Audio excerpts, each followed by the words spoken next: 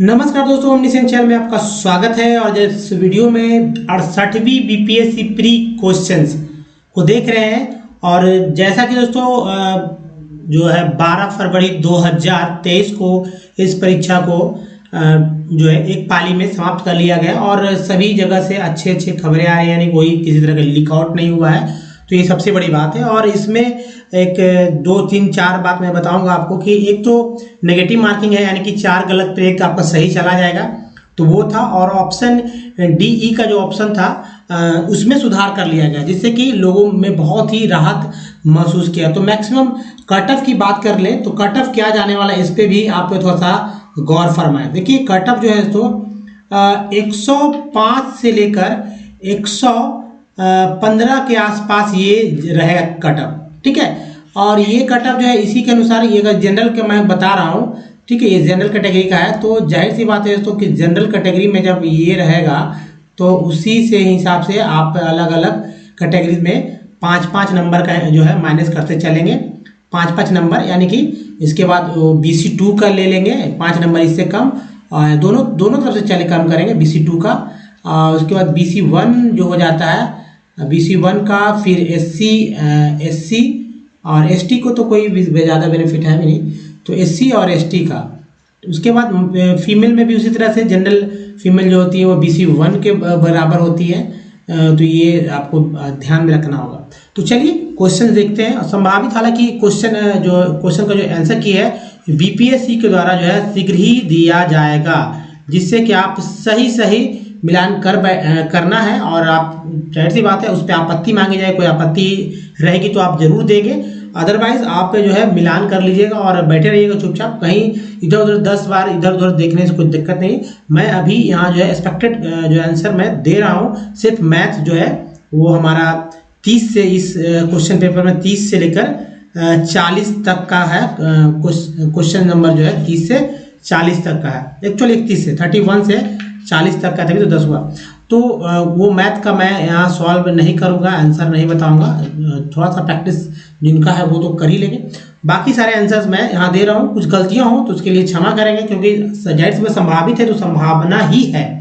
तो चले आगे बढ़ते हैं दोस्तों। आंसर जो देखिए, पहला क्वेश्चन मैं आपके लिए पढ़ दे रहा हूँ और क्वेश्चन के बाद सीधा आंसर पे ही आएंगे। तो देखिए पहला क्वेश्चन है, कंकाल के वे हिस्से जो हड्डियों की तरह सख्त नहीं होते और जो मोड़े जा सकते हैं वे हैं। आंसर है दोस्तों ऑप्शन सी। देखिए ऑप्शन सी हो जाएगा। नेक्स्ट देखिए लाइकेन नंबर 2 में है, लाइकेन में एक क्लोरोफिल युक्त पार्टनर एक साथ रहते हैं, ठीक है। और आंसर इसका हो जाएगा ऑप्शन ए, यानी शैवाल और कवक। नेक्स्ट देखिए इधर से भी चलते हैं ताकि फिर से रिपीट ना आना पड़े पेज में। नंबर क्वेश्चंस पे आप नहीं जाएंगे कि क्वेश्चन 1 2 3 की आवश्यकता नहीं है, जैसे 1 है 2 है 3 वैसे आवश्यकता नहीं होगी, सीधा करेंगे क्या कि ऊपर से जो क्वेश्चन है सीधा पेज से हम डाउन हो जाएंगे।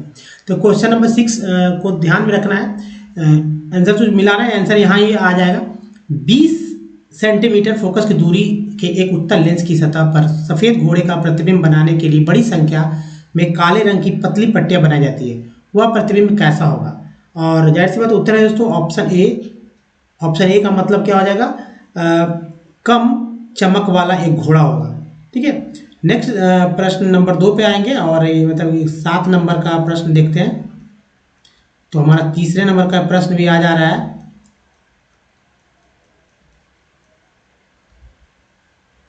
तो 7 नंबर प्रश्न है, इसकी ध्वनि की तीक्ष्णता किसके द्वारा निर्धारित की जाती है? जी हाँ, उत्तर है दोस्तों ऑप्शन ई, यानी उपयुक्त में से कोई नहीं होगा। जो आप देख रहे हैं 1 2 3 उसमें कोई भी नहीं। अब इधर से चलते हैं, नंबर 8 देख लेते हैं। निम्नलिखित में से कौन सा फोटो इलेक्ट्रिक उपकरण डिजिटल अनुप्रयोगों के लिए सबसे उपयुक्त है? और इसका आंसर हो जाएगा option A, photo diode. Next प्रश्न नंबर 3 पे चलते वापस इधर साइड से, लेफ्ट साइड से। मादा एनोफिलीज को मादा क्यूलेक्स से अलग किया जा सकता है क्योंकि यह बैठती है। ऑप्शन 3 का आंसर है दोस्तों सी, यानी अधः स्तर की सतह के समानांतर। नंबर 4 में है, नंबर 4 में शरीर की प्रतिरोधक क्षमता से जुड़ा सबसे महत्वपूर्ण कोशिका प्रकार है किसका? आंसर आंसर है दोस्तों लिम्फोसाइट। जी हाँ, लिम्फोसाइट। नेक्स्ट देखिए,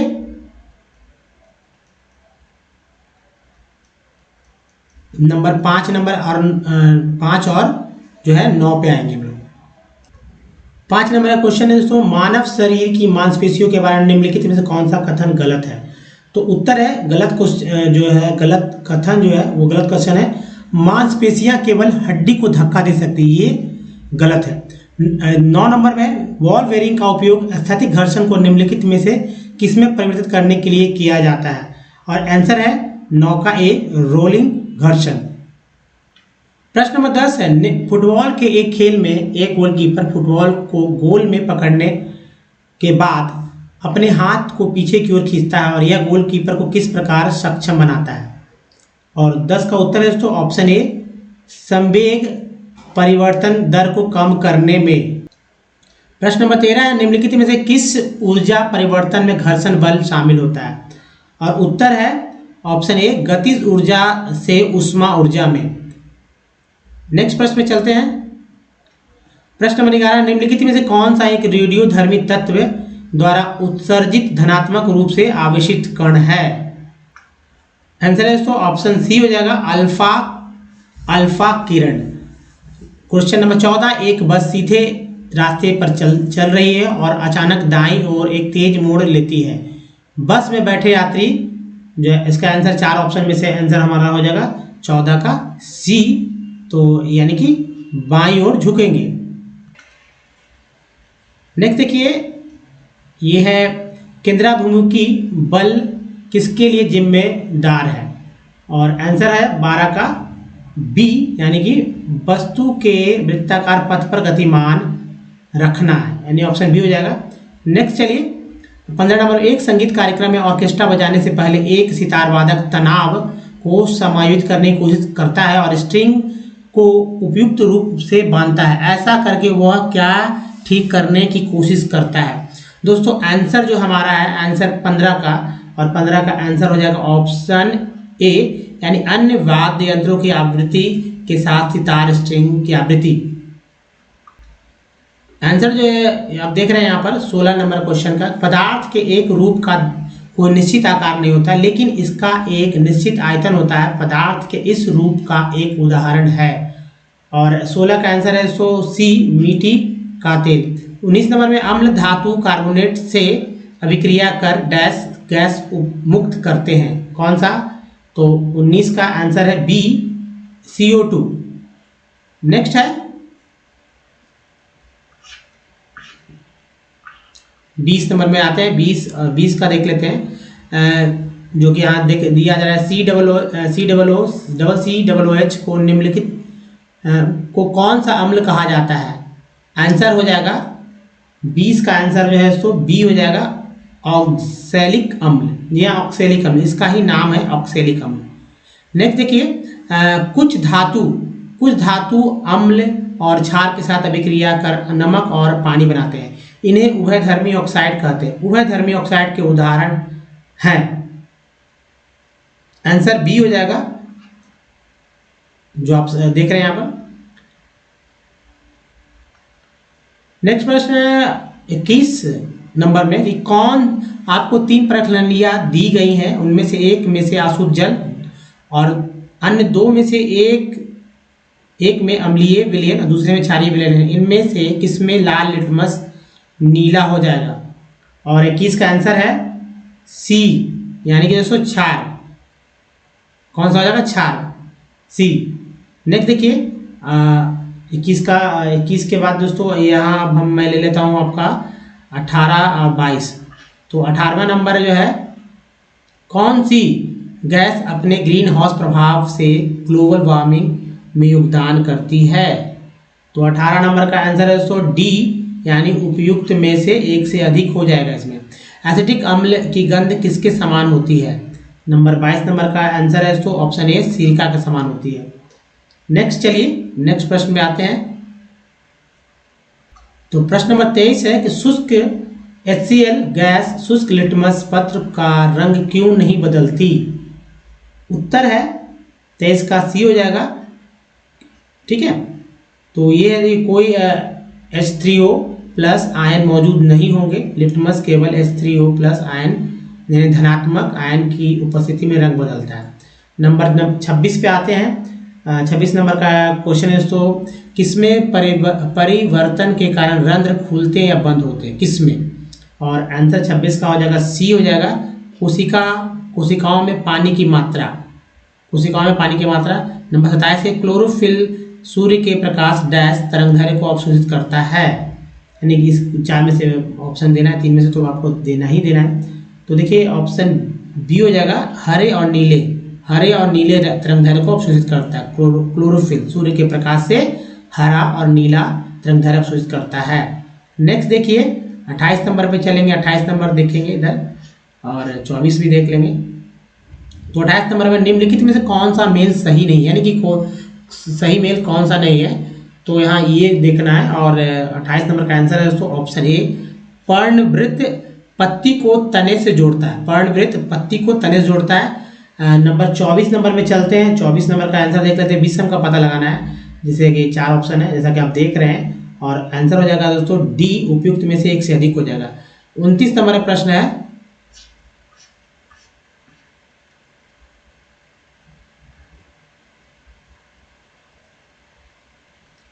तो 29 नंबर का प्रश्न ये है कि सक्शन पुल के कारण पेड़ों में पानी बहुत ऊंचाई तक पहुंच जाता है, जिसका कारण क्या है? तो 29 का आंसर है सी हो जाएगा, बाष्पोत्सर्जन। ठीक है। 25 नंबर पे आते हैं, हीरे और ग्रेफाइट के बारे में निम्नलिखित में से कौन सा कथन सत्य है? और उत्तर है 25 नंबर का ऑप्शन ई हो जाएगा, उपयुक्त में से कोई नहीं।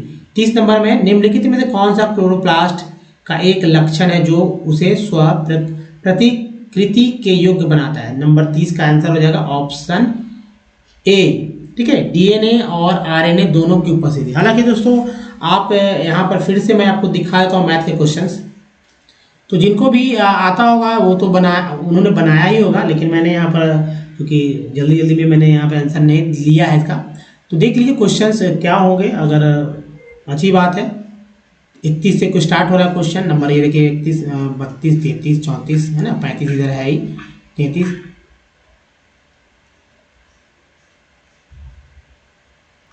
नेक्स्ट पेज में देखिए 37 नंबर, तो ये रीजनिंग से रिलेटेड आपको यहाँ पर मिल गया है। तो ये इजी है। निम्नलिखित शब्दों को तार्किक और सार्थक क्रम से सजाना है, तो सजा दीजिए तार्किक और सार्थक क्रम से कि क्या पहले कौन होंगे किसके हिसाब से। तो जाहिर सी बात है सबसे लास्ट में 5 नंबर में होगा ऑप्शन बी, है ना, सांसद हो जाएंगे। और उसके पहले कौन है, तो उस हिसाब से ये पीडीएफ में भी दिया जाता है। पीडी में भी आपको इस तरह का क्रम मिलता है, कौन सीनियर है कौन जूनियर है, इस तरह से पता चल जाता है। दोस्तों ये था। अब क्वेश्चन नंबर आते हैं हम लोग 41। जी हाँ, 41 से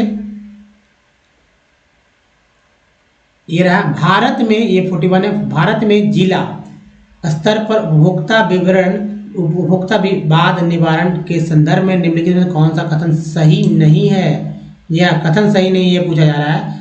तो उत्तर होगा दोस्तों 41 में ई, यानी उपयुक्त में से कोई नहीं।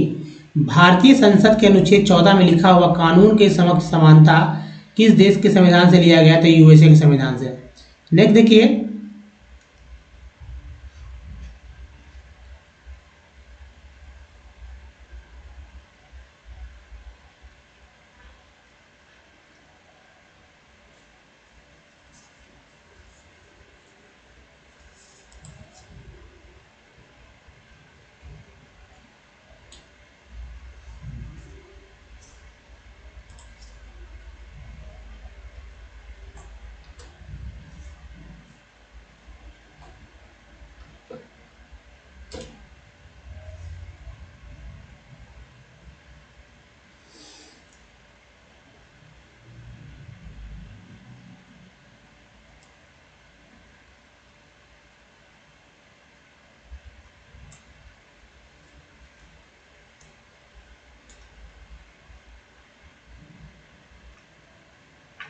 दोस्तों फिर से देखिए ध्यान से 41 नंबर से, भारत में जिला स्तर पर उपभोक्ता विवाद निवारण के संदर्भ में निम्नलिखित में से कौन सा कथन सही नहीं है? आंसर होगा दोस्तों 41 का ई, उपयुक्त में से कोई नहीं। 44 नंबर में भारतीय संविधान के अनुच्छेद 14 में लिखा वह कानून, कानून के समक्ष समानता किस देश के संविधान से लिया गया है? तो यूएसए। भारतीय संविधान को बनाने में कितना समय लगा? तो 2 वर्ष 11 माह 18 दिन जो है लग गया था। जाहिर सी बात है दोस्तों। 42 नंबर क्वेश्चन देख लेते हैं। 42 नंबर क्वेश्चन ये है, निम्नलिखित एक पंचायत समिति किस स्तर पर एक पंचायती राज संरचना का संचालन करती है? जी हाँ, तो आंसर हो जाएगा ब्लॉक स्तरीय निकाय। राज्य का मंत्रिपरिषद सामूहिक तौर पर किसके प्रति उत्तरदायी होता है? तो केंद्र में तो जाहिर सी बात है लोकसभा, तो राज्य में दोस्तों विधानसभा। निम्नलिखित कथनों पर विचार कीजिए। तो 73वें संविधान संशोधन का विकेंद्रीकरण किया गया। देखिए 4 ऑप्शन है इसमें, थोड़ा समझने की बात है। और आप जैसे जाहिर सी बात है क्वेश्चन आपने देखा होगा, तो आंसर जो होगा 47 नंबर का, 47 का आंसर हो जाएगा दोस्तों बी, यानी 1 2 3 आपको यहाँ दिख जाएगा। ये देखिए 1 2 3। फिर देखिए 43 नंबर में से निम्नलिखित में से 43 नंबर का क्वेश्चन है, निम्नलिखित में से किससे समुदाय विकास के पहले कार्यक्रम के रूप में स्थापित किया गया था? तो 43 का आंसर हो जाएगा सी, यानी एकीकृत ग्रामीण विकास कार्यक्रम के रूप में। चलिए अगला प्रश्न पे चलते हैं। प्रश्न नंबर 48 राज्यसभा के प्रतिनिधित्व में शामिल है कौन है दोस्तों? तो आंसर 48 का हो जाएगा डी, उपयुक्त में से 1 से अधिक हो जाएगा। उसके बाद नेक्स्ट जो है प्रश्न है 49 देख लेते हैं। 49 निम्नलिखित में से किसका संबंध भारत के सर्वोच्च न्यायालय से है? किसका संबंध? और 49 का आंसर है तो ऑप्शन डी, यानी कि उपयुक्त में से 1 से अधिक हो जाएगा। जबकि 50वां भी देखते चलते हैं ताकि इधर से आ जाए। निम्नलिखित 73वें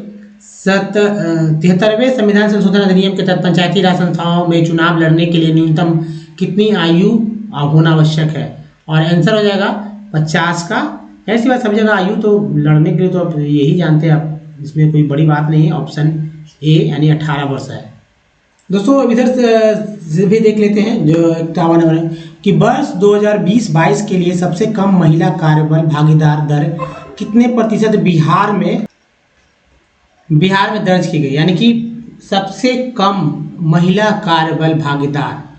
तो देखिए 4 ऑप्शन इसमें, 5 ऑप्शन है ना कि 7% ग्रामीण क्षेत्रों में, 9% शहरी क्षेत्रों में। यानी फिर से प्रश्न समझिए कि 20-22 में के लिए सबसे कम महिला कार्यबल भागीदारी दर कितने प्रतिशत पर बिहार दर्ज किया गया? जाहिर सी बात है ग्रामीण क्षेत्र में ज़्यादा कार्य लोग करते हैं, शहरी क्षेत्र में कम। ऐसा क्यों? क्योंकि दोस्तों आबादी के अनुसार आप समझ सकते हैं। तो इस तरह से हमेशा याद रखिए कि ग्रामीण क्षेत्र में, हालांकि यहाँ पर आप ऑप्शन देख रहे हैं कि एकदम उलट है, तो हो सकता है कि इसका सही आंसर मिल नहीं पा रहा है। तो मुझे जो लगता है चूँकि संभावित है तो मैं दे दूँ कि ग्रामीण क्षेत्र में जो है, ग्रामीण क्षेत्र में जाहिर सी बात है ज़्यादा होनी चाहिए, लेकिन यहाँ ऑप्शन शहरी क्षेत्र में ज़्यादा है।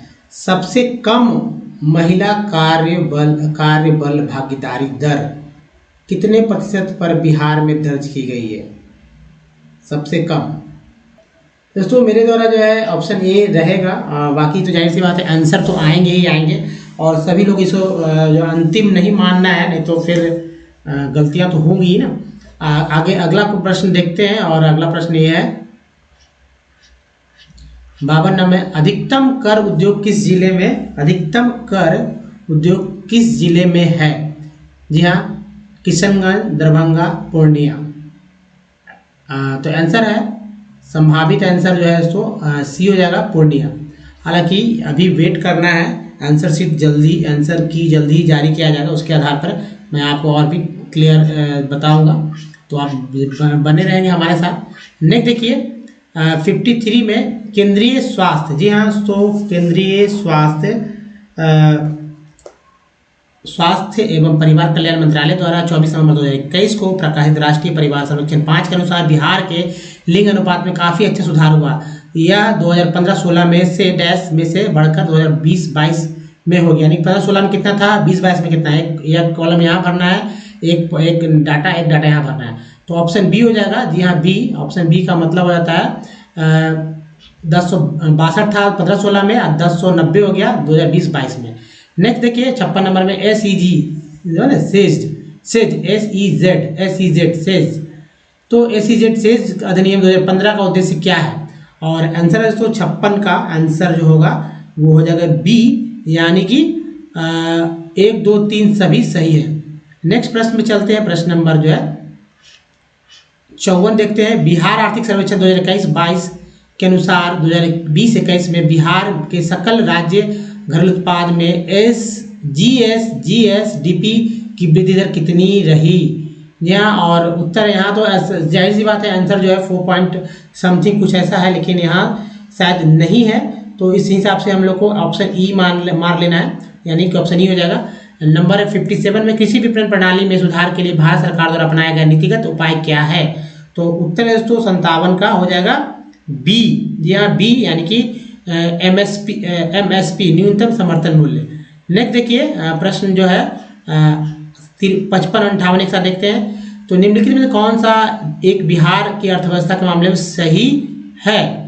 और 55 का आंसर है ऑप्शन डी, यानी उपयुक्त में से एक से अधिक। 58 में किस समिति ने प्रतिस्पर्धा अधिनियम 2002 को अधिनियमित करने का सुझाव दिया है? तो 58 का जो आंसर है दोस्तों वो ऑप्शन सी हो जाएगा, एस राघवन समिति ने। प्रश्न नंबर आप देख रहे हैं कि 59 में सूची मिलाना है धूसर क्रांति। तो आंसर मैं बता देता हूँ, आप मिला लीजिए आराम से, कोई दिक्कत नहीं है। आंसर 59 का हो जाएगा दोस्तों ऑप्शन बी हो जाएगा।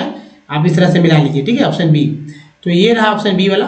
62 में किस बजट में वित्त मंत्री ने उदारीकृत विनिमय दर प्रबंधन प्रणाली की घोषणा की है? 62 का आंसर हो जाएगा दोस्तों 62 का सी, यानी कि यूनियन बजट 1992-93। नेक्स्ट प्रश्न है प्रश्न नंबर जो है 63 देखते हैं। 63 नंबर का प्रश्न है, पंचवर्षीय योजना के उद्देश्य निम्नलिखित में से कौन से थे? और उत्तर है 63 का ई। 63 का ई का मतलब हो जाता है उपयुक्त में से कोई नहीं। नेक्स्ट है प्रश्न नंबर 60 भी देखेंगे और 64 भी। तो 60 नंबर का प्रश्न, निम्नलिखित में से कौन सी पंचवर्षीय योजना मानव संसाधन विकास पर केंद्रित थी? उत्तर है 60 का ई हो जाएगा, उपयुक्त में से कोई नहीं। नेक्स्ट है 64, गरीबी रेखा को निर्धारित करने के लिए सब कौन सा संगठन सर्वेक्षण करता है गरीबी रेखा को निर्धारित करने के लिए? और इसका उत्तर है 64 का सी हो जाएगा, नीति आयोग। नेक्स्ट प्रश्न है प्रश्न जो है प्रश्न ये है 61 नंबर में देखेंगे कि निम्नलिखित भारत के निम्नलिखित में से किस राज्य ने अप्रैल से सितंबर 2022 के दौरान उच्चतम प्रत्यक्ष विदेशी निवेश एफडीआई इक्विटी के रूप में प्राप्त किया है? और 61 का आंसर है दोस्तों ऑप्शन ए हो जाएगा, गुजरात। जी हाँ, गुजरात। 65 नंबर है भारत का व्यापार संतुलन यानी माल और सेवाएं दिसंबर 2022 अनंतिम के लिए है। और आंसर है इसका 65 का, जाहिर सी बात है आंसर यहाँ नहीं है, तो क्योंकि थोड़ा सा डाटा वाली प्रॉब्लम है तो इसे रहने देते हैं दोस्तों। आंसर इसका मुझे लगता है कि ऑप्शन बी हो जाएगा, -10.50 अमेरिकी डॉलर।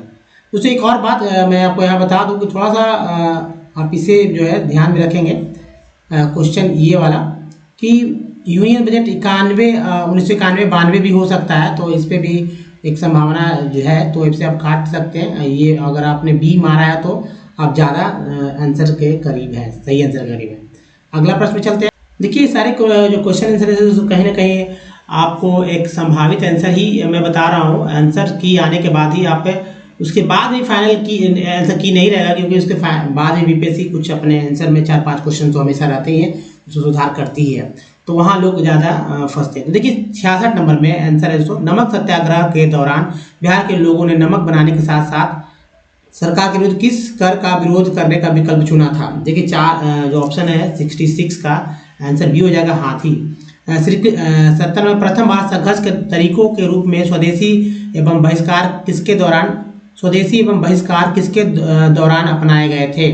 70, जी हाँ तो उत्तर है 70 का बी, यानी श्याम कमीशन के भारत आगमन। जैसे बात आप जानते होंगे इस बात को। नेक्स्ट प्रश्न में चलते हैं और ये है 67 और 71 को देखते हैं। तो 67 है कि श्री कृष्ण सिंह द्वारा गठित बिहार के निर्वाचित सरकार ने फरवरी 1938 में किस कारण इस्तीफा दे दिया था? और उत्तर है तो 67 का, तो ये है तो सी, यानी कि राजनीतिक कैदियों को छोड़ने के कारण जो है इसी कारण जो है इस्तीफा दे दिया था। 71 नंबर में कि 1906 में आयोजित भारतीय राष्ट्रीय कांग्रेस आईएनसी के कोलकाता अधिवेशन में भारत के लिए स्वराज का झंडा किसके द्वारा फहराया गया था? 71 नंबर का आंसर है दोस्तों सी, यानी कि दादा भाई नौरोजी द्वारा। 72वां प्रश्न देखते हैं और साथ साथ 68 का। तो देखिए सबसे इम्पोर्टेंट है कि 68 में देखते हैं किसने चंपारण सत्याग्रह के दौरान बिहार में गांधी जी का जान बचाया था। अब देखिए ये सब बात जो बहुत गहराई की बात है। तो 68 का जो आंसर हो जाएगा सो बी यानी बतख मियाँ ने बचाई थी, आंसर सही है। 72वां है कि स्वतंत्रता संग्राम के दौरान भारतीय राज्य कश्मीर निजाम के हैदराबाद त्रावणकोर आदि जैसे भारतीय राज्य शासकों द्वारा शासित राज्यों में एक समांतर आंदोलन शुरू किया गया था, उसका नाम क्या था। 72 का हो जाएगा दोस्तों, जाहिर सी 72 का सी हो जाएगा, प्रजामंडल आंदोलन। नेक्स्ट प्रश्न में चलते हैं, प्रश्न नंबर है दोस्तों 69। असहयोग आंदोलन के दौरान किसने बिहार में किसानों की अगुवाई की थी। तो 69वां आंसर है सो सी, राजकुमार शुक्ल ने किसानों की अगुवाई की थी। 73 भारतीय स्वतंत्र, ये तो हमेशा प्रश्न आते हैं राजकुमार शुक्ल को लेकर। तो भारतीय स्वतंत्रता संग्राम के बारे में निम्नलिखित में से कौन सा कथन सही नहीं है। तो उत्तर है दोस्तों ए, 1921 में महात्मा गांधी को गिरफ्तार कर लिया गया था, ये सही नहीं है, बाकी सब सही है। नेक्स्ट है प्रश्न नंबर 74, अबुल कलाम आजाद के द्वारा किस पत्रिका को संपादित किया गया था। उत्तर है दोस्तों सी, यानी कि जाहिर सी बात है दोस्तों आंसर हो जाएगा ऑप्शन सी हो जाएगा, अल हिलाल। नेक्स्ट है 77 में, एक सन्यासी जो फिजी तो समझते हैं ना, फिजी कंट्री है, में गिरमिटिया मजदूर के रूप में काम करने के बाद उस जिले में अपनी पीठ पर तुलसी रामायण की एक प्रति लेकर आया था, जिसे वह ग्रामीण श्रोताओं को छंद सुनाता था। यहाँ जिस किसान नेता का जिक्र है वो है option A, Baba Ramchandra. Next प्रश्न पे चलते हैं, प्रश्न नंबर है 75 पे 5 देख लेंगे। 19वीं शताब्दी के अंत में, जी हाँ 19वीं शताब्दी के अंत में इतिहास के अध्ययन ने भारत में राष्ट्रीयता की भावना पैदा करने में किस प्रकार की मदद की थी। जी हाँ उत्तर है 75 का, जाहिर सी बात है आंसर जो हो जाएगा डी हो जाएगा, वो एक उपयुक्त में से एक से अधिक, यानी एक से अधिक आंसर है। 78वां है ऑल इंडिया हरिजन संघ की स्थापना 1932 में किसके द्वारा किया गया था। आंसर है दोस्तों सी यानी महात्मा गांधी। नेक्स्ट प्रश्न में चलते हैं, प्रश्न नंबर जो है 76वां और 79 एक साथ देखेंगे। तो पहले 79 देख लेते हैं। 20 फरवरी 1947 को प्रधानमंत्री एटली ने भारत से ब्रिटिश शासन को कब तक वापस लेने की घोषणा की थी। और 79 का आंसर है दोस्तों ऑप्शन ए, जून 1948 तक। क्या देखिए जून 1948 तक, ठीक है, मध्य जून 1948 तक। नेक्स्ट जो है प्रश्न है, प्रश्न नंबर 76 है, नगरों में असहयोग आंदोलन के संबंध में निम्नलिखित में से कौन सा कथन सही नहीं है। कौन सा कथन सही नहीं है, इसको याद रखिएगा। और 76 नंबर का आंसर जो होता है उसको ऑप्शन ए हो जाता है, 1 2 जो सही नहीं, यानी कि ये 1 और 2 सही नहीं, बाकी 3 तो सही है ही। नेक्स्ट 80 नंबर, स्वराज दल की स्थापना बिहार में किसने की थी। और 80 नंबर का आंसर है दोस्तों बी, श्री कृष्ण श्री ने। प्रश्न नंबर 81 है, इनमें से किसने हुमायूं को यह प्रस्ताव दिया था कि यदि उसे बंगाल पर अधिकार करने दिया गया तो वह बिहार को समर्पित कर देगा और 10 लाख दिनार वार्षिक श्रद्धांजलि अर्पित करेगा। और 81 का आंसर है दोस्तों बी यानी शेर खान। और 84 number, Mahatma Gandhi and Bihar some reminiscences के लेखक कौन थे। और आंसर है 84 का दोस्तों ए, डॉक्टर राजेंद्र प्रसाद। नेक्स्ट प्रश्न में चलते हैं, प्रश्न नंबर है दोस्तों 82 देखेंगे, विक्रमशिला विश्वविद्यालय किनके द्वारा स्थापित किया गया। और उत्तर है दोस्तों 82 का ऑप्शन बी यानी धर्मपाल। 85 में बिहार का सबसे पुराना गिरजाघर कौन सा है। ऑप्शन ए, पादरी की हवेली, जो कि पटना सिटी में स्थित है। नेक्स्ट जो है दोस्तों बहुत पुराना है। प्रश्न नंबर 83 पे चलते हैं, 83 प्रश्न है, इनमें से बिहार के प्रथम राज्यपाल कौन थे। तो सर मॉरिस गार्नियर हैलेट। जी हाँ, sir Maurice Garnier Hallett. Next है, दिवंगत अभिनेता कुमुदलाल गांगुली जिन्हें उनके मंचीय नाम अशोक कुमार के कुमार से भी जाना जाता है, का जन्म बिहार के निम्नलिखित में किस शहर में हुआ था। तो आंसर है 186 का जो सी है, भागलपुर। जी हाँ, भागलपुर। नेक्स्ट प्रश्न में चलते हैं, प्रश्न नंबर देखिए 87 है, प्राचीन काल गंगा के दक्षिण क्षेत्र को क्या कहा जाता था। और उत्तर है दोस्तों ऑप्शन ई, उपयुक्त में से कुछ नहीं कहा जाता था। 91 में आते हैं और 91 का है, निम्नलिखित में किस युद्ध में मुख्य विरोधियों का सही उल्लेख नहीं किया गया है। जी, हल्दी घाटी में कौन लड़ रहे थे, पानीपत में कौन लड़ रहे थे, पानीपत दूसरा में कौन लड़ रहे थे, ये बताना था। और आंसर सी है ये सही नहीं है, यानी कि पानीपत दूसरा युद्ध में टीपू सुल्तान मराठा नहीं लड़ रहे थे। ठीक है, नेक्स्ट प्रश्न में चलते हैं। प्रश्न नंबर जो है 88 भी 92 के साथ देख लेंगे। तो भारतीय उपमहाद्वीप में लोहे का प्रयोग कब शुरू हुआ? भारतीय उपमहाद्वीप में जी हाँ लोहे का प्रयोग कब शुरू हुआ? जी हाँ ये जानते होंगे, लेकिन आंसर तो है ही नहीं। जी हाँ, सो ई दिल्ली 92 दिल्ली सल्तनत के दौरान मुकुद्दम या चौधरी पद का इस्तेमाल किनके लिए किया जाता था? आंसर है बी, राजस्व अधिकारी के लिए। नेक्स्ट प्रश्न है दोस्तों, ये देखिए 89 में दूसरी शताब्दी के आसपास रचित संस्कृत के शिलालेख के अनुसार सुदर्शन झील एक कृत्रिम जलाशय की मरम्मत किसने करवाई थी? आंसर हो जाएगा दोस्तों 89 का क्या होगा बताइए, अगर याद है तो नहीं। चलिए मैं बता रहा, रुद्र दमन या रुद्र दामन जिसे पढ़ते हैं। तबकात अकबरी, जिसे कभी कभी अबुल फजल के अकबरनामा से अधिक विश्वसनीय माना जाता है, किसके द्वारा लिखा गया था? और दोस्तों ये लिखा गया था निजामुद्दीन अहमद के द्वारा। नेक्स्ट प्रश्न में चलते हैं। प्रश्न नंबर 90 और 94 देखेंगे। झांसी के पास देवगढ़ का मंदिर और इलाहाबाद के पास गढ़वा का मंदिर में बनी मूर्तियां किस काल के महत्वपूर्ण अवशेष हैं? जी हाँ, 90 का आंसर हो जाता है ऑप्शन ए, मौर्य काल के अवशेष हैं। जी हाँ, मौर्य काल, तो मौर्य काल ऑप्शन ए हो जाता है। 94 इनमें से किस प्रसिद्ध शासक ने अपनी माता के नाम पर विजयनगर के पास नागालपुरम की एक उपनगरीय बस्ती की स्थापना की थी? 94 का आंसर हो जाता है कृष्णदेव राय। नेक्स्ट प्रश्न में चल तो 95 में दोस्तों 1940 से पटना महिला विद्यालय महाविद्यालय है ना, पटना महिला यानी कि विमेंस कॉलेज की बात की जा रही है, की स्थापना निम्नलिखित किसके द्वारा, किस समाज के द्वारा की गई? विमेंस कॉलेज आप जानते होंगे। तो बताइए इस तरह क्वेश्चन, यहाँ की टॉप कॉलेज है पटना की कॉलेज में, अगर माना जाए लड़की गर्ल्स कॉलेज में तो सबसे टॉप कॉलेज में चलता है ये। और ये आंसर है दोस्तों सिस्टर्स ऑफ द एपोस्टोलिक। ये दोस्तों जाहिर सी बात है पटना हाई कोर्ट के जस्ट सामने है अवस्थित, और आप इसे अगर पटना से कोई बिहार से हैं तो आप जानते भी होंगे इसे।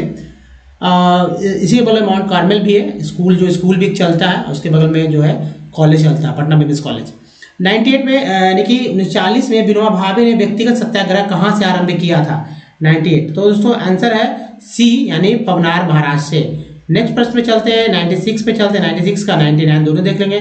तो इनमें से किसने 1947 भारत और पाकिस्तान के बीच अंतर्राष्ट्रीय सीमा खींचने के लिए स्थापित की गई 2 सीमा आयोग का नेतृत्व किया था? 2 सीमा आयोग दोस्तों, एक तो आप जानते हैं ना कि पूछा जाता है भारत चाइना, भारत पाकिस्तान, भारत बांग्लादेश, ऐसे अलग अलग हैं। तो दोस्तों ये भारत पाकिस्तान के तो रेड क्लिफ ही है, समझे ना। 96 का ये हो जाएगा। अब 99 पे आते हैं। 1918 में मॉनफोर्ट सुधारों पर कांग्रेस ने एक महत्वपूर्ण रुख अपनाया था, जिसके कारण पुराने उदारवादी अवशेष सप्रू, जयकर और चिंतामणि टूट गए, जिन्होंने गठन किया था। क्या गठन किया था भाई, किस संस्था गठन किया था? तो 99 का आंसर हो जाता है option A, Indian national liberation federation का। नेक्स्ट प्रश्न में चलते हैं। प्रश्न नंबर दोस्तों 97 और 100 ले लेते हैं। किसने बंगाल में महलवाड़ी बंदोबस्त प्रणाली की शुरुआत की थी? ये तो जानते हैं, जो हमारे वाइसराय थे, जो गवर्नर थे, उनमें से आ गया। तो 97 का आंसर है सी, यानी हॉल्ट मैकेंजी जी, महलवाड़ी व्यवस्था को लागू किया था। कैबिनेट मिशन निम्नलिखित में से किसके लिए भारत भेजा गया था? आज तीन यहाँ कथन है और इसके बाद 5 ऑप्शन होंगे। तो हमारा आंसर जो है 100 का 100वां नंबर का आंसर क्या है? सी, यानी केवल 2 से, यानी सत्ता हस्तांतरण के लिए एक संवैधानिक व्यवस्था तैयार करने के लिए जाहिर सी बात है कैबिनेट मिशन आया था। अब अगला प्रश्न में चलते हैं। तो दोस्तों फटाफट देखेंगे। और 101 नंबर का प्रश्न, पहला तैरता हुआ सौर ऊर्जा संयंत्र बिहार में किस स्थान पर बनाया गया था? तो दोस्तों 101 का आंसर है तो कादिराबाद, दरभंगा याद रखना है, लेकिन कहाँ? तो कादिराबाद में। 4 नंबर, खेलो इंडिया महिला टूर्नामेंट में पहली बार किस खेल को शामिल किया गया था? तो ट्रैक साइकिलिंग को शामिल किया गया था। नेक्स्ट प्रश्न पे चलते हैं। प्रश्न नंबर जो है दोस्तों 102 नंबर में प्रश्न है कि वर्ष 2019-20 के आर्थिक सर्वेक्षण का किस जिले की प्रति व्यक्ति आय सबसे कम है? जाहिर सी बात है आप समझ सकते हैं 102 में आंसर हो जाएगा बी, यानी शिवहर का। निम्नलिखित में किसे अगस्त 2022 में भौगोलिक संकेतक GI टैग से सम्मानित किया गया है? मिथिला मखाना, ये करंट अफेयर से रिलेटेड है, तो आप समझ सकते होंगे इस बात को। नेक्स्ट प्रश्न में चलते हैं दोस्तों। नेक्स्ट प्रश्न है जो है वो हमारा ये रहा 103 नंबर, 106 एक साथ देखेंगे। 2020 से 21 वर्ष 2020 और 21 के लिए NITI Aayog SDG GPSDG report के अनुसार बिहार राज्य का स्कोर कितना रहा? जी हाँ दोस्तों, कितना रहा? 103 नंबर का आंसर, और ये आंसर है दोस्तों ऑप्शन ए, ये 100 में से 52। जी हाँ दोस्तों, 100 में से 52 रहा, तो ये ऑप्शन ए हो जाएगा। 100 में से 52, 22 नहीं, 35 नहीं। तो 100 में निम्नलिखित में से किससे वर्ष 2022 में यूनेस्को विश्व धरोहर सूची में जोड़ा गया? वर्ष 2022 में जोड़ा गया, तो लंगट सी कॉलेज लोकावाली वेधशाला, ऑप्शन बी। जी हाँ, ऑप्शन बी। नेक्स्ट प्रश्न में चलते हैं।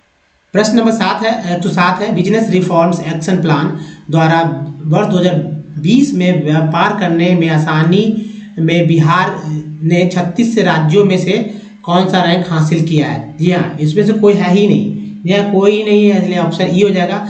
निम्नलिखित में से 111 निम्नलिखित में से किस केंद्रीय मंत्रालय ने हाल ही में 2022 में युवा 2.0 योजना का शुभारंभ किया है? जी हाँ, 111 का आंसर है सी हो जाएगा, शिक्षा मंत्रालय ने। 108 नंबर का प्रश्न है दोस्तों, यहाँ पर तो आंसर आया था 28 नवंबर 2022 को मुख्यमंत्री नीतीश कुमार द्वारा गंगा जल आपूर्ति योजना का उद्घाटन किस स्थान पर किया गया है? ऑप्शन ए हो जाएगा, बोध गया। 112 नंबर में 112 नंबर का आंसर हो जाएगा दोस्तों, गृह मंत्रालय ने नवंबर 2022 को देश की कितनी भाषाओं की फील्ड वीडियोग्राफी के साथ भारतीय मातृभाषा सर्वेक्षण कार्य को पूरा किया? जी हाँ, 576। कितना दोस्तों? देश की कितनी भाषाओं की फील्ड वीडियोग्राफी? जी हाँ, और 112 का आंसर क्या हो जाएगा? ए, 576 भाषाओं का जो है वीडियोग्राफी भारतीय मातृभाषा सर्वेक्षण को द्वारा किया गया है। प्रश्न चलते हैं, अब यहाँ तक तो हो गया 112 नंबर तक। 109 113 देख लेते हैं। तो 109 नंबर का प्रश्न है, निम्नलिखित में से किस एसोसिएशन या बोर्ड ने अक्टूबर 2022 में पुरुष और महिला खिलाड़ियों के लिए सम्मान वेतन की घोषणा किया? ऑप्शन ए जाएगा, बिहार क्रिकेट एसोसिएशन है। जाहिर सी बात है, कुछ उपलब्धियां हमेशा बिहार के द्वारा ही की जाती है। तो ये रहा चुनाव का। 113 में निम्नलिखित में किस समिति ने 1 फरवरी 2026 से पूर्ण मूल्य निर्धारण स्वतंत्रता की सिफारिश करते हुए गैस मूल्य निर्धारण पर एक रिपोर्ट प्रस्तुत की है? 113 का आंसर हो जाए सी, यानी किरीट पारिक समिति। चलिए अगला प्रश्न देखते हैं 110 नंबर में, और 110 का आंसर है दोस्तों, यहाँ पर आंसर मिल जा रहा है इसका, लेकिन फिर भी मैं बता दूं थोड़ा सा बढ़ाकर। ये देखिए, पिछले 10 वर्षों में राज्य का शहरीकरण बहुत तेजी से बढ़ा है, जाहिर सी बात है। और 2011 की जनगणना के अनुसार बिहार में शहरीकरण का स्तर प्रतिशत में बताना था, जो बढ़कर वर्तमान में कितना हो गया 2011 में? तो अब जाहिर सी बात है, 2011 में जो था वो था दोस्तों 2011 में 2000, ये ऑप्शन हो जाएगा, ये रहा बी, यानी कि 11.3% था शहरीकरण हो रहा था 11 में, जबकि वर्तमान में ये 15.3 है। 114 नंबर में निम्नलिखित में किस शहर को स्वच्छ सर्वेक्षण 2022 के अनुसार 5 सितारा कचरा मुक्त शहर रैंक से सम्मानित नहीं किया गया है? ठीक है, और एक आंसर है दोस्तों 114 का डी, यानी उपयुक्त में से एक से अधिक हो गए। चलिए अगला देखते हैं। प्रश्न नंबर 115, प्रधानमंत्री ने निम्नलिखित में किस स्थान पर पहला ग्रीनफील्ड हवाई अड्डा डोनी जी हाँ, डोनी पोलो हवाई अड्डे का उद्घाटन किया था? बताइए, नॉर्थ ईस्ट का है, सभी लोग जानते हैं, न्यूज़ में बहुत सारे प्रधानमंत्री रिलेटेड तो सभी लोग जानते ही हैं दोस्तों। ऑप्शन सी हो जाएगा, ईटानगर। नेक्स्ट है दोस्तों, भारत के राष्ट्रपति ने निम्नलिखित में से किस IIT में परम कामरूप सुपर कंप्यूटर विश्वविद्यालय का उद्घाटन किया है? ये भी ऑप्शन ए हो जाएगा, गुवाहाटी। नॉर्थ ईस्ट से क्वेश्चन आ गए ना। नेक्स्ट देखिए, तो 16 नंबर में किस जानवर को नवंबर 2022 में भारतीय खाद्य सुरक्षा और मानक प्राधिकरण द्वारा एक खाद्य पशु के रूप में अनुमोदित किया गया है? 116 का हो जाएगा बी, यानी कि दोस्तों हिमालयी याक। नेक्स्ट 119 नंबर में 8 अक्टूबर 2022 को मनाए गए 90वें भारतीय वायुसेना दिवस पर 80 वायुयानों के घंटे भर का हवाई प्रदर्शन निम्नलिखित में किस स्थान पर आयोजित किया गया था? 119 का ए हो जाएगा, सुखना झील, चंडीगढ़। नेक्स्ट चलिए प्रश्न नंबर जो है दोस्तों 117 120 देख लेते हैं। भारत का पहला फ्लोटिंग वित्तीय साक्षरता शिविर हाल ही में इंडिया पोस्ट पेमेंट्स बैंक द्वारा निम्नलिखित में किस स्थान पर आयोजित किया गया था? बात समझ रहे होंगे। तो 117 का आंसर बी हो जाएगा दोस्तों, यानी कि भारत का पहला फ्लोटिंग वित्तीय साक्षरता शिविर हाल ही में इंडिया पोस्ट पेमेंट बैंक द्वारा निम्नलिखित किस स्थान पर आयोजित किया गया था? श्रीनगर में। भारत सरकार द्वारा पोषण अभियान के तहत वर्ष वर्ष के किस महीने को राष्ट्रीय पोषण माह या नेशनल न्यूट्रिशन मंथ के रूप में मनाया जाता है? 120 का सी हो जाएगा सितंबर। जाहिर सी बात है, जानते ही हो ना क्यों जो है ब्रेस्ट फीडिंग वगैरह आप समझ सकते होंगे। नेक्स्ट दोस्तों 121 नंबर में है कि चीन के तियांगोंग अंतरिक्ष स्टेशन के हाल ही में लॉन्च किए गए अंतिम मॉड्यूल का नाम क्या है? और आंसर है दोस्तों ए मेंगटियन। नेक्स्ट देखिए 125 नंबर में कि निम्नलिखित में से किस लेबोरेटरी में दिसंबर 2022 में एक ऐतिहासिक नाभिकीय संलयन सफलता का दावा किया गया था? और उत्तर है दोस्तों option B Lawrence Livermore national laboratory. Next 122 number में दोस्तों 122 का जो आंसर है, चलिए बढ़ा लेते थोड़ा सा जब क्लीन आ जाएगा। 122 नंबर में है निम्नलिखित में से कौन सा विश्व का सबसे बड़ा ज्वालामुखी है जो 38 वर्षों में पहली बार फूटा था? और आंसर है दोस्तों मोनालोस, ठीक है, मोना लोआ। कॉलिंस डिक्शनरी का वर्ड ऑफ द ईयर 2022 निम्नलिखित में कौन सा है? कॉलिंस डिक्शनरी का वर्ड, तो कॉलिंस डिक्शनरी का वर्ड ऑफ द ईयर 2022 निम्नलिखित में कौन सा है? ये क्वेश्चन बहुत ही मतलब कि फेमस रहा था। और आंसर है दोस्तों ये न्यूज़ आज तक के न्यूज़ में भी ये आता है, सुधीर चौधरी द्वारा जो है हमको बताया गया था, तो ये न्यूज़ भी बहुत ही इंपॉर्टेंट हो जाते हैं। तो ये 126 का बी हो जाएगा परमा क्राइसिस। जी हाँ, सो परमा क्राइसिस। नेक्स्ट देखिए 123 नंबर में इनमें से किसे हाल ही में उनके उपन्यास the seven moons of Maali Almeida के 2022 का बुकर पुरस्कार मिला है? तो 123 का ये जगह शिहान करुणा तिलक को। नेक्स्ट 127 नंबर में देखते हैं, लेकिन इसको थोड़ा सा एडजस्ट कर लेते हैं दोस्तों। ये रहा 124 देख लेते हैं। विश्व अंतरिक्ष सप्ताह 2022 का थीम क्या था?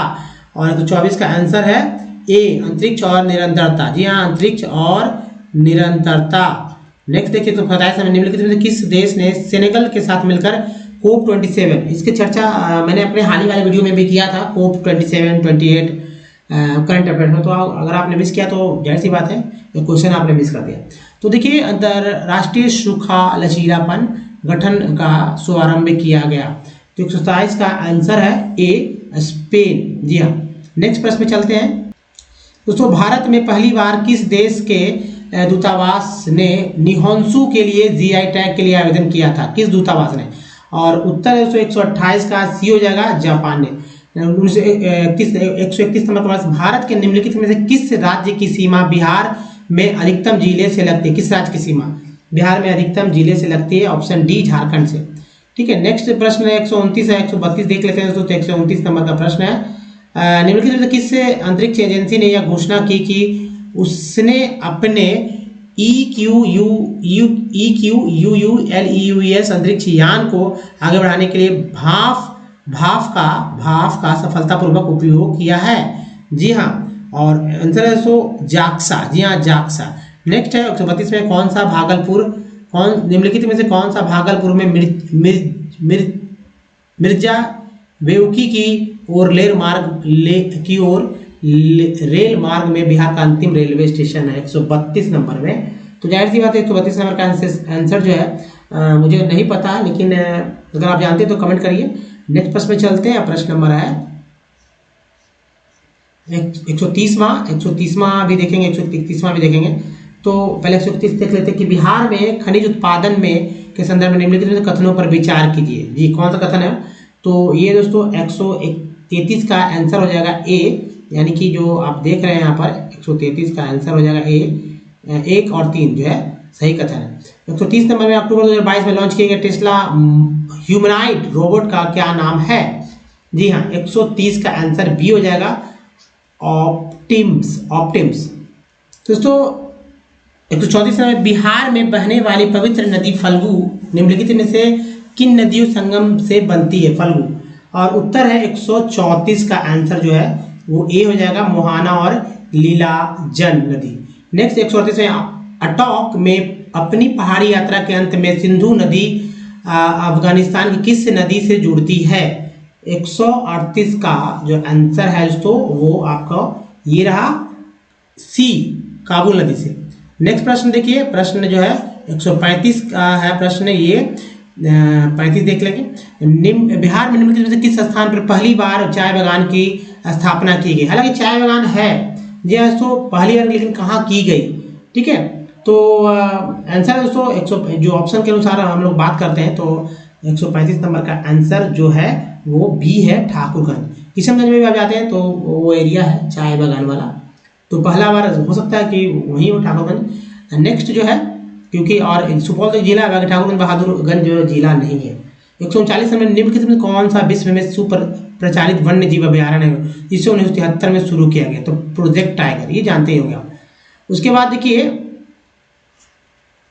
136 नंबर से पहले 140 देख लेते हैं। क्षोभ मंडल में निम्नलिखित में से कौन सा कथन सत्य है क्षोभ मंडल के बारे में, और उत्तर है दोस्तों 140 का आंसर जो है वो हो जाएगा ई, यानी उपयुक्त में से एक से अधिक। 136 नंबर का है कि बिहार में निम्नलिखित जिलों का आरोही दशकीय जनसंख्या वृद्धि दर 2001 से 2011 के अनुसार सही क्रम चुनिए, और 136 का आंसर है दोस्तों ऑप्शन ए किशनगंज, फिर मधुपुरा, फिर सिवान। नेक्स्ट देखिए तो नेक्स्ट है दोस्तों 141वां देख लेते हैं। 141वां है पैंजिया के टूटे हुए दक्षिणी महाद्वीप को क्या कहते हैं। 141 का आंसर हो जाएगा सी, गोंडवाना। 137 में है 137 देख लेते हैं। बिहार कृषि आधारित उद्योग किस खाद्य उद्योग का प्रभुत्व है, किस खाद्य उद्योग का प्रभुत्व है यहाँ पर, तो जाहिर से 137 का आंसर जो है ए, गन्ना उद्योग का खाद्य यहाँ पर प्रमुखता से पाई जाती है। आर्कटिक क्षेत्र और अंटार्कटिका महाद्वीप किसके निकट स्थित है, तो आंसर है दोस्तों ये जो है उद्योग की बात होती है, गन्ना उद्योग सही है, या दिमाग इसमें लगाना नहीं है। 142 में आर्कटिक क्षेत्र और अंटार्कटिक महाद्वीप किस निकट स्थित है। देखिए आर्कटिक और अंटार्कटिक को लेकर मैंने एक वीडियोस बनाया था, अगर आपने मिस किया तो जाहिर सी बात है क्वेश्चन फिर से आपने छोड़ दिया, जो छोटे सा वीडियो था मैंने बनाया था तो एक टॉपिक को लेकर। तो चलिए 142 का आंसर सी हो जाएगा, उत्तरी और दक्षिणी ध्रुव कहते हैं। चलिए अगला प्रश्न देखते हैं। प्रश्न नंबर जैसे 143 का म्यांमार के साथ भारत के किन राज्यों की सीमाएं मिलती हैं, तो दोस्तों ये बी है, अरुणाचल प्रदेश, नागालैंड, मणिपुर और मिजोरम। नेक्स्ट 47 नंबर में देखते हैं दोस्तों कि भारत में निम्नलिखित में से कौन सी नदी घाटी कोयले के भंडार से समृद्ध है। जी हाँ, कोयले के भंडार से समृद्ध है, तो 147 का आंसर जो हो जाएगा वो बी। जी हाँ तो बी, दामोदर नदी घाटी। कुछ लोग जो है चूंकि जाहिर सी बात है कोयले के भंडार से, कौन सी नदी कोयले के भंडार से समृद्ध है, तो बी मैंने बताया, लेकिन सी भी कुछ लोग बता रहे हैं, लेकिन जाहिर सी बात है बी सही होगा। नेक्स्ट प्रश्न में चलते हैं, और दोस्तों ये रहा दामोदर इसलिए घाटी नदी घाटी से दोस्तों झारखंड से ये मिला जुड़ा हुआ है, इसलिए दामोदर घाटी हो जाएगा। 144 निम्नलिखित में से कौन सा समुद्री जीव जैव विविधता के दृष्टिकोण से दुनिया का सबसे समृद्ध क्षेत्र है, जिसमें ज्वालामुख, समुद्र तट, निकटवर्ती पर्यावरण के जंगल और समुद्री घास, प्रवाहितियां, नमक दलदल, मैंग्रोव के साथ साथ 21 महाद्वीप शामिल है। 21 महाद्वीप याद रखिए, कहाँ है 21 महाद्वीप, किस जाहिर सी बात है 21 महाद्वीप की बात हो रही है, 47 की नहीं, बताइए कहाँ है। तो दोस्तों 144 का आंसर बी हो जाएगा, मन्नार खाड़ी बायोस्फीयर रिजर्व। नेक्स्ट 148 से भारत में चीनी उद्योग के बारे में निम्नलिखित कौन सा कथन सही है, और 148 का होगा डी, उपयुक्त में से एक से अधिक। नेक्स्ट जो है 145 का आंसर है दोस्तों कोपेन वर्गीकरण योजना के अनुसार अनुसार उत्तर प्रदेश और बिहार में किस प्रकार के जलवायु प्रदेश में आते हैं, और 145 का आंसर है दोस्तों बी का मतलब होता है CWG। जी हाँ। नेक्स्ट 149 में ग्रीष्म के अंत में पूर्व मानसून वर्षा होती है। ग्रीष्म के अंत में पूर्व मानसून वर्षा होती है, जो केरल और कर्नाटक के तटीय क्षेत्र में एक सामान्य घटना है। इसे स्थानीय रूप से किस नाम से जाना जाता है, दोस्तों उपयुक्त में से एक से अधिक नाम से जाना जाता है। नेक्स्ट प्रश्न है, हालांकि लोग इसे मैंगो सॉवर्स भी कह रहे हैं कुछ लोग, तो खैर ऑप्शन डी ज़्यादा सही है। नेक्स्ट के प्रश्न के चलते 146 नंबर का प्रश्न ये है दोस्तों कि भारत की क्षेत्रीय सीमा तट से समुद्री, मतलब भारत की जो क्षेत्रीय सीमा है तट से कितने समुद्री मील प्रति किलोमीटर तक समुद्र की ओर फैली हुई है, और 140 का आंसर जो है दोस्तों सी हो जाता है, 12 समुद्री मील, लगभग 21.9 किलोमीटर है ना, 21.9 किलोमीटर। 150 नंबर का प्रश्न है दोस्तों कि 50वां मिनट हो चुका है। वर्तमान मुख्य रूप से वातावरण मुख्य रूप से किसके द्वारा गर्म होता है? 150 में आंसर है दीर्घ तरंग स्थलीय विकिरण के द्वारा गर्म होता है। तो दोस्तों ये था संभावित बीपीएससी के प्रश्न पत्र, और आपने देखा ये जो है आपके लिए कितना ही महत्वपूर्ण रहा होगा। हालांकि इसका आंसर सटीक आएगा तो मैं उसमें आप जो है बता दूंगा कौन कौन सा आंसर जो है हमारे आंसर से वेरी कर गया है। दोस्तों इस वीडियो में बने रहने के धन्यवाद। Thanks watching. मिलते हैं वीडियो में, ध्यान रखिए। धन्यवाद। धन्यवाद दोस्तों। एक और बात दोस्तों कि हमारे शुरू से क्वेश्चंस को देखना चाह रहे हैं यानी 48 से पहले से, तो एक सीरीज है, आप उसे देख सकते हैं। मतलब कि हर एक बार का क्वेश्चन मैंने पहले से क्वेश्चंस और इसके आंसर परफेक्ट आंसर मैंने डाल रखे हैं। दोस्तों मेरे प्लेलिस्ट को जरूर देखिए। धन्यवाद। Thanks watching.